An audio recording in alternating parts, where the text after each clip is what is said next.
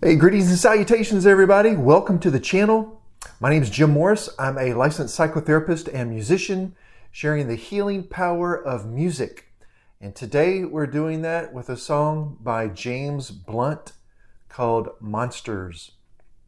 I'm not familiar with James Blunt or his music. My understanding is that Monsters is a song that he wrote for his father, who was terminally ill at the time. I'm not sure how that all turned out, but I'm hoping that we'll be able to explore it in a way that will help us to be able to discover some healing for people who see the video. So with that, let's go ahead and dive in. Oh, before they turn off all the lights, I won't read you your wrongs or your rights. The time has gone. I'll tell you good night, close the door. Tell you I love you once more. The time has gone. So I just want to stop it here and comment on a couple of quick things before I get into the lyrics. This close-up, this extreme close-up, where all of his head is not even fitting into the shot, you can't get much more intimate than that.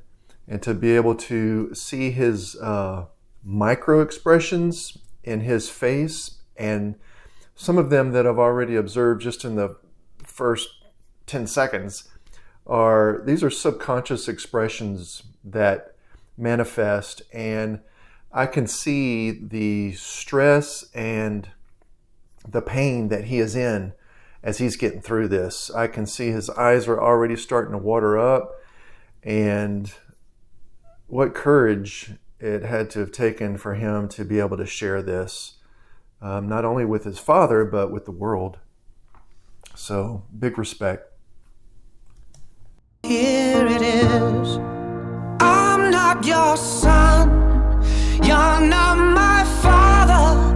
We're just two grown men saying goodbye. No need to forgive. No need to forget. I know your mistakes and you know mine. And while you're sleeping, I'll try to make you proud. So Daddy, won't you just close your eyes? Oh my goodness. Okay.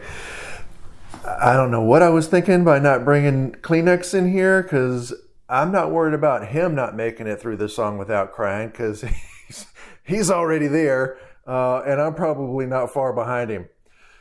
So what this is anticipatory grief is what we have here. And anticipatory grief is just what it sounds like. Instead of grieving for someone who has already died, you're already grieving in anticipation of their passing. And this is something that a lot of people I know can relate to and can be touched by, because the intense feelings of desperation and fear and sadness, anger, all of those feelings of being helpless, and the feeling of helplessness is really, I think, the most accurate way to describe this as a category, if you will. And then all the other things that I mentioned would fall under those as far as examples of what helplessness is and what I mean by that.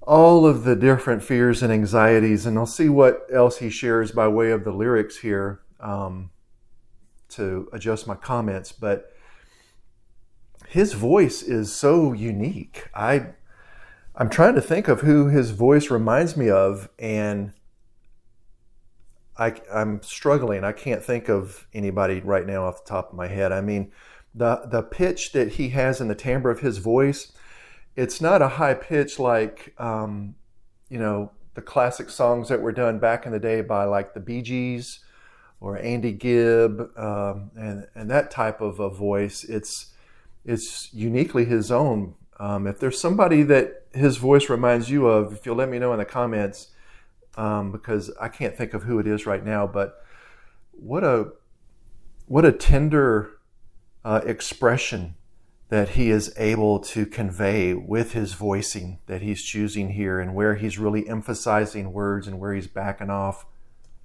Be afraid, it's my time to chase the monsters away.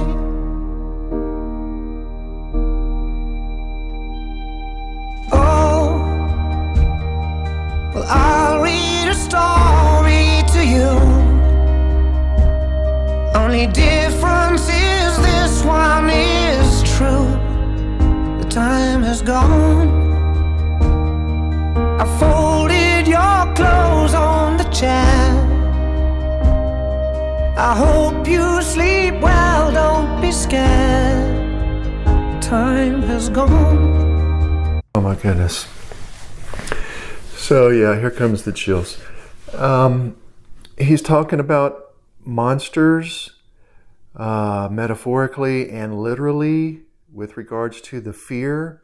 You know, when you're a kid and you have a loving parent who, or guardian, parental figure, someone who cares about you enough to, you know, chase the monsters away. And you know, when you're a kid, that could mean, you know, hundreds, if not thousands of different things.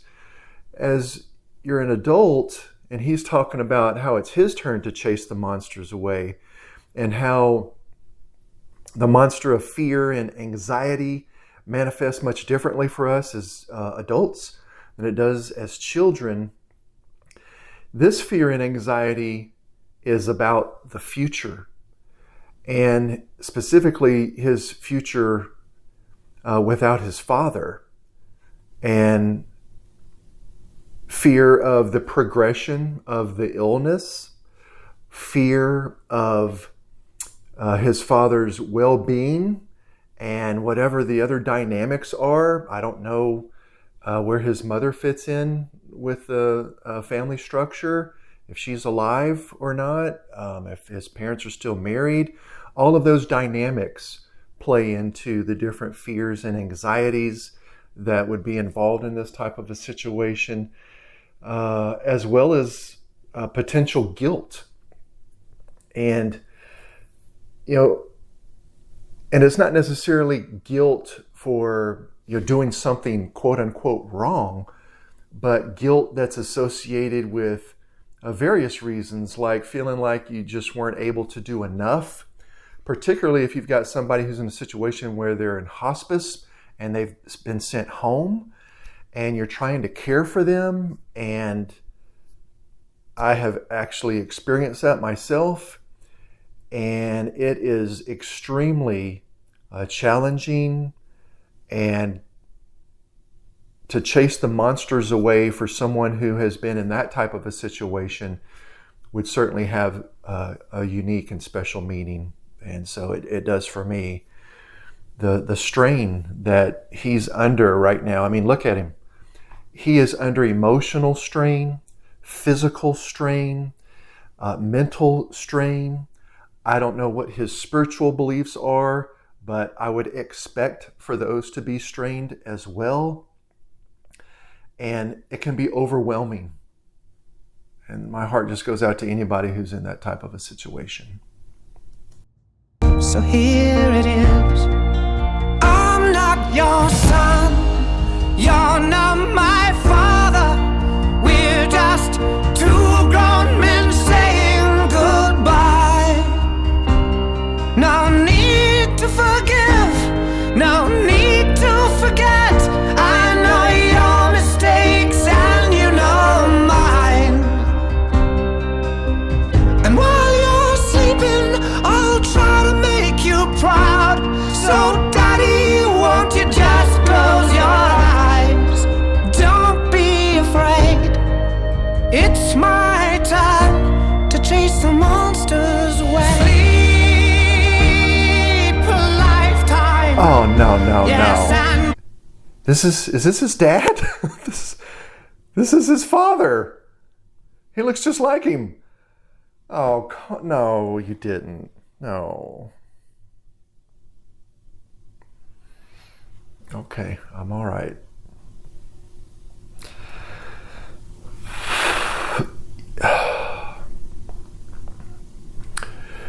So, oh my goodness, how in the world be able to sit through that? So give me just a minute.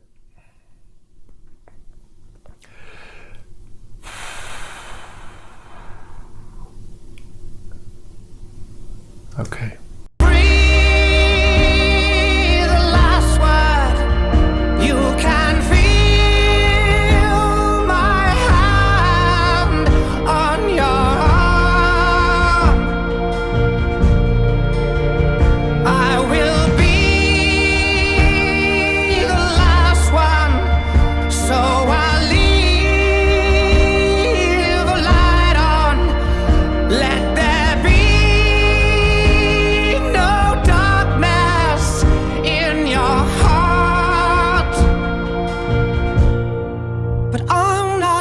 Son, you're not my father.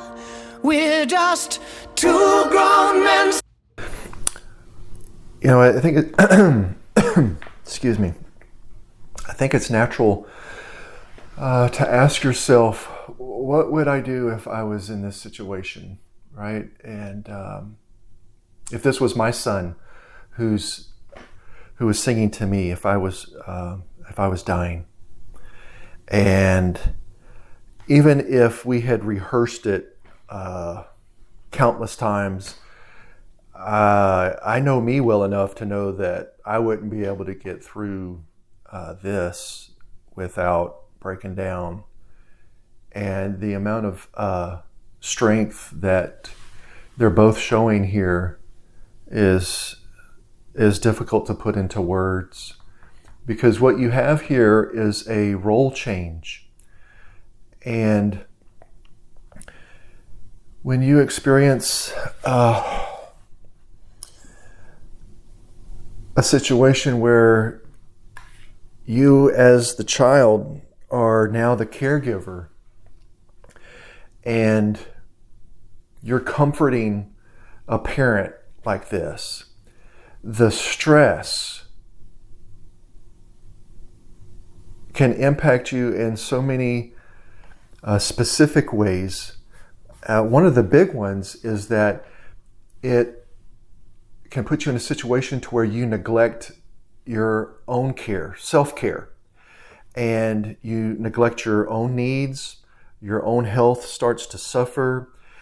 You could be up at all hours of the night caring for somebody, so you're not getting adequate sleep. Your circadian rhythm is all thrown off.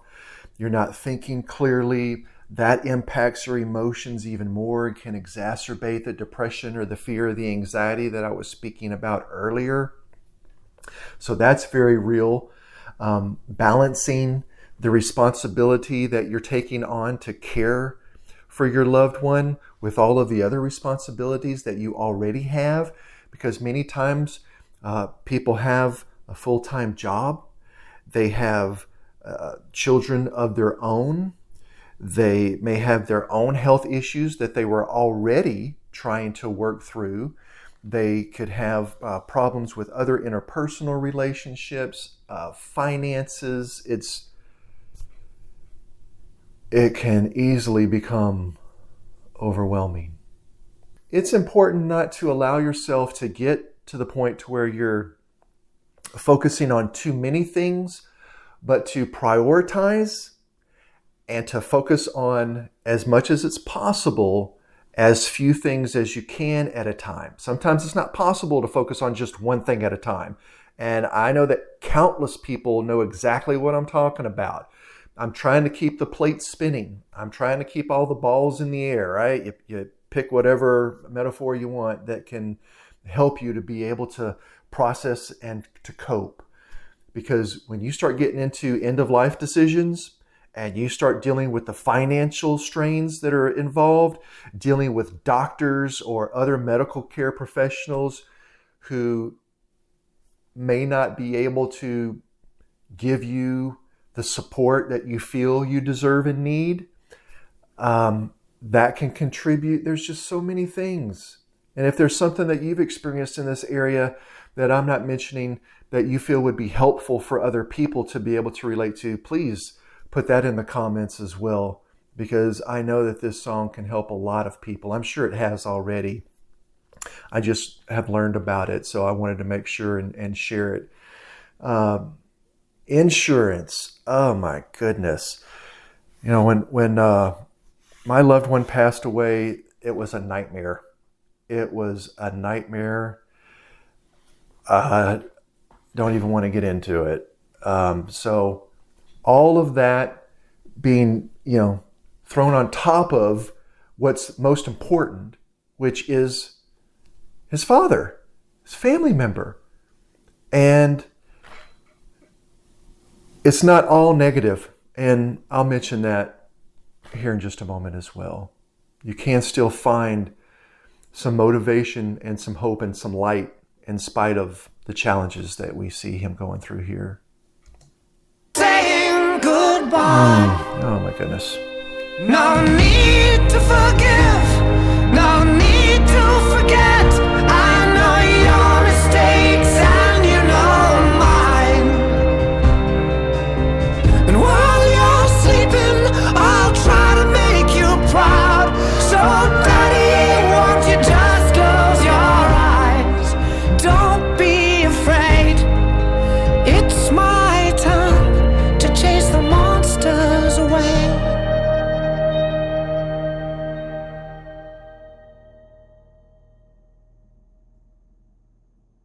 Oh my goodness, see his dad comforting him there at the end.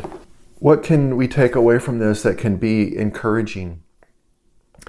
Well, to be able to relate, of course, and to know that we're not alone is important. There's also the reality that in this type of a situation, having been there, like I said before, there's opportunities for personal growth.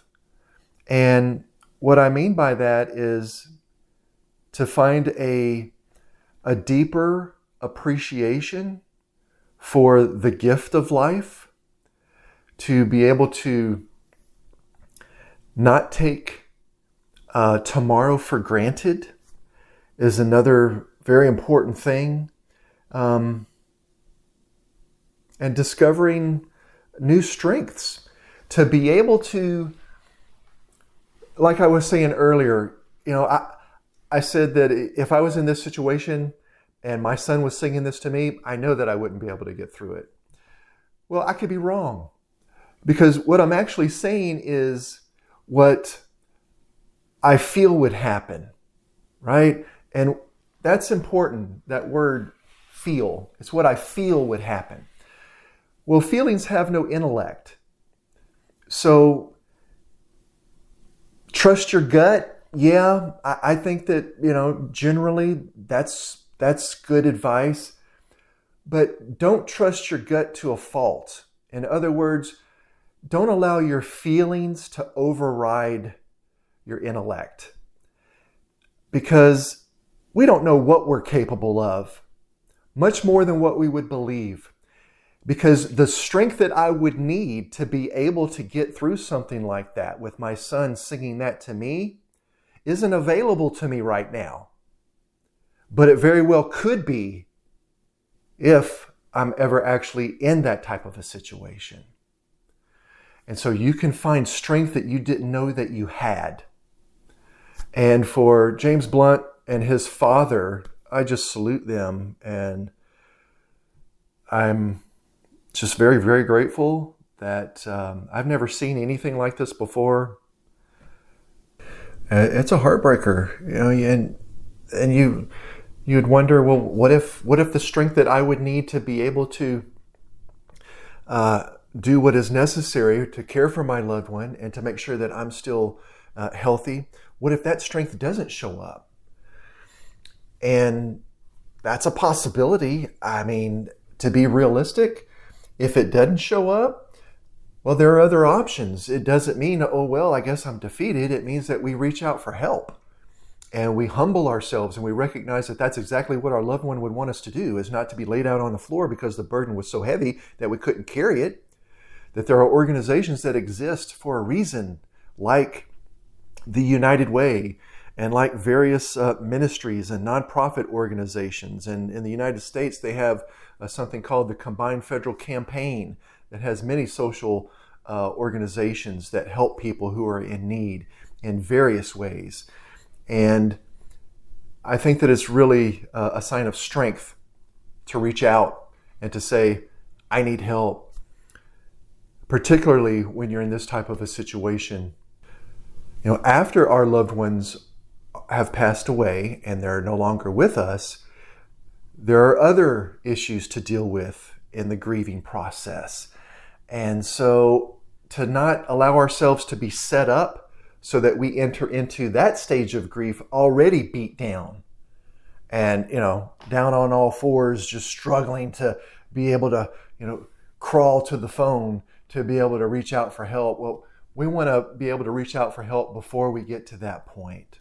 So make sure that you're taking care of yourself, that you're recognizing the signs, the things that I've been sharing here, and some of the helpful comments that I know people will be offering in the comments to be able to encourage one another as well. So thank you, James, and thank you, Mr. Blunt, James's father. I'm assuming that they have the same last name.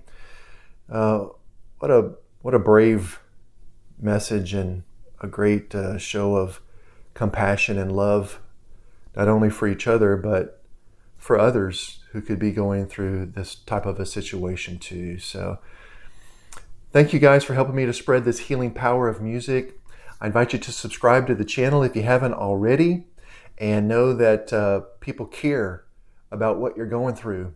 I care about what you're going through, and that's why I have this channel. I look forward to sharing with you again next time.